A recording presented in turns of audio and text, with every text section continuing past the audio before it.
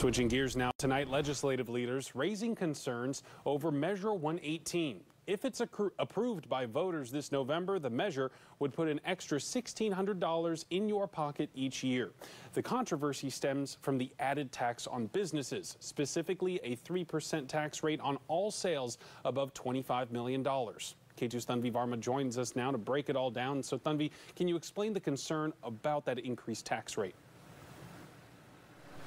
Yeah, Barry, let me explain. So as you said, the tax kicks in after a business makes over $25 million in sales. Let's say a business is bringing home $1 billion in sales. That means they're getting taxed off of $975 million of those dollars at a 3% rate, and you end up with a figure like this. This is the concern that some people have, is that it'll drive up costs for consumers.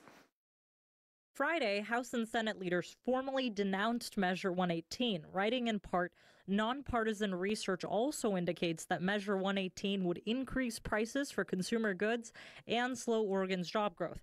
Meanwhile, the rebates would go to every Oregonian, including the ultra-wealthy. Chief Petitioner Antonio Hiesbert pushed back on that statement and broke down why. Comcast and these giant corporations are multinational corporations, right?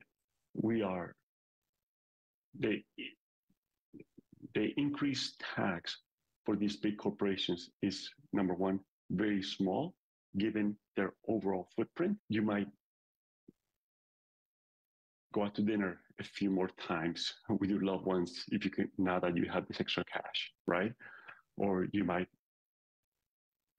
fix the porch in your house, or fix the roof in your house, or fix your car, or whatever it is. Though a Legislative Revenue Office report shows that the measure is expected to increase prices by 1.3%.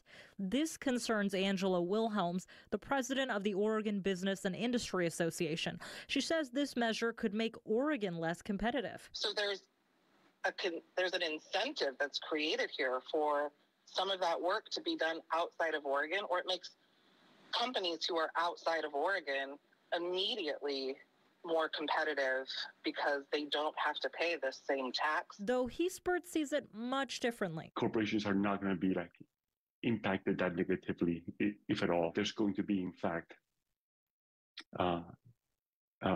job growth and just more opportunity. And this measure will be on your November ballot, and if passed, it'll put $1,600 in the pockets of people who have lived in Oregon for over 200 days. Reporting live in the newsroom, Tanvi Verma, K2 News. All right, Tanvi, good information. Thank you.